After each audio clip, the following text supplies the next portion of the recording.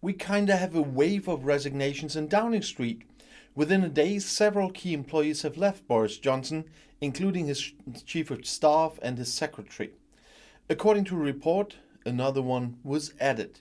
So, within a few hours, 4 high-ranking officials of British Prime Minister Boris Johnson, who was under massive pressure, announced their resignation. Downing Street said on Thursday evening that both Chief of Staff Dan Rosenfield and Johnson's private secretary Martin Reynolds, Mr. Bring Your Own Booze, had resigned and they had been accepted. Both continue to work until they are successors. Communications Chief Jack Doyle and Senior Advisor Munira Mirza had previously resigned on Thursday, as The Spectator and the Daily Mail revealed.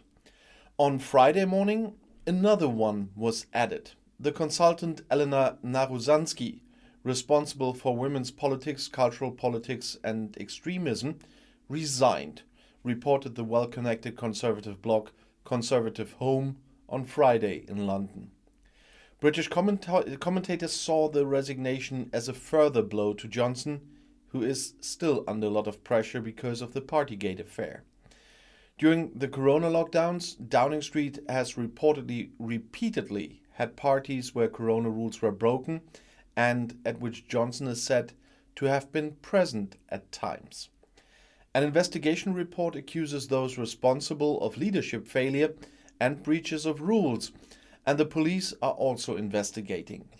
Some MPs from his own party have already written out their support for Johnson. According to the BBC, 17 letters have already been received by the responsible committee, with 54 there being a vote of no confidence. In his reaction to the official investigation, Johnson announced a far-reaching reform of the British headquarters. For example, responsibilities should be assigned more clearly and a new coordination post should be created. Initially, nothing was known about personal consequences.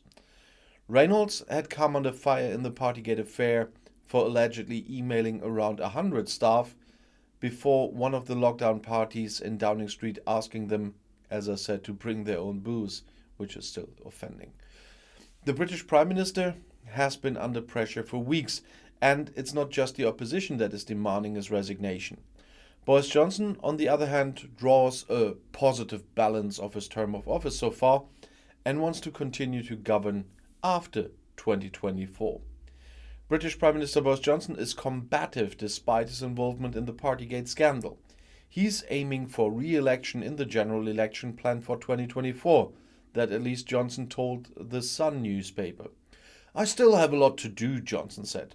"I will do my job and I will do so as long as I have the privilege and honor to serve in that position." Well, the Prime Minister said he was certainly not done. Oh, you're done, you just don't know it. Johnson has been under a lot of pressure for weeks. He's blamed for several Downing Street lockdown parties that allegedly have broken the corona rules. The police are now investigating a total of 12 events, and Johnson was present at several of them. The opposition and more members of his Conservative Party are therefore demanding Johnson's resignation. "I don't focus on my critics. I don't accept criticism from Labour or anyone else." Of course, Johnson said that. "My job is to carry on with what I was elected to do, which is to provide the best response to any criticism." The Prime Minister again cited several achievements since taking office in summer 2019. "This is the government that delivered Brexit, secured an 80-seat parliamentary majority, and delivered the fastest vaccination campaign and fastest economic growth in the G7. Well, he claims. Critics consider a lot of this to be false. And his 80-seat majority is not an achievement for the country, by the way. The list of misconduct with which Boris Johnson has driven the Tories into a deep crisis in recent months is long.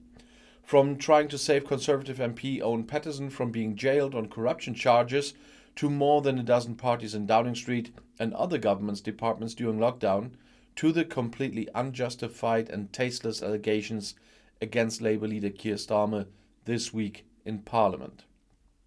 The fact that Johnson has definitely gone too far, especially with his attack on Starmer, is shown by the fact that a long-standing advisor and one of the Prime Minister's closest companions has now resigned.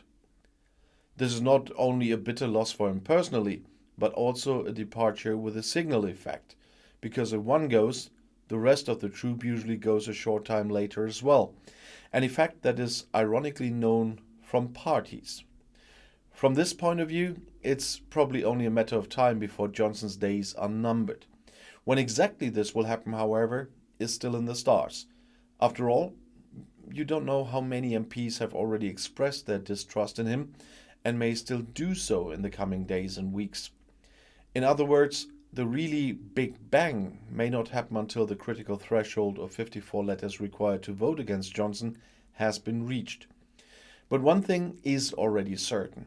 After everything he has done, the Prime Minister has long since lost the respect and recognition of the majority of ministers and members of Parliament.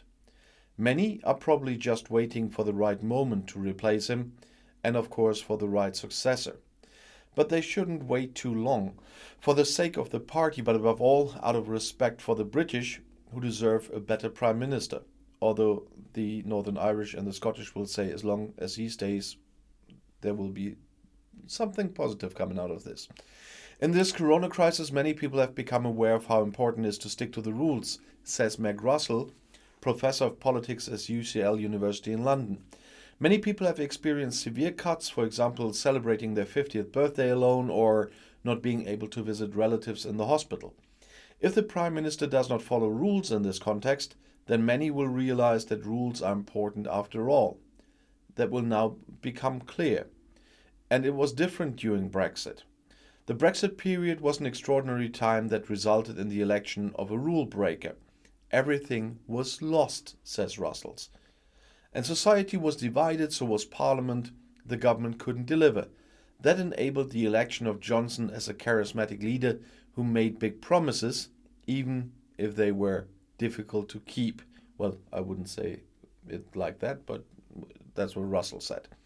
But this view of people has apparently changed over the past year, and in a study conducted in the summer of 2021, the professor found that after a series of scandals, people want honest politicians again. This quality was named the most important in this survey. The researchers also asked what is particularly important for a functioning democracy. Always acting within the framework of the rules, or finally being able to check things off, sometimes even in violation of rules. Boris Johnson broke rules when he didn't allow Parliament to sit in session so that the Brexit plans could not be examined, and the Supreme Court ruled that was illegal. Nevertheless, he was elected afterwards. The people accepted that.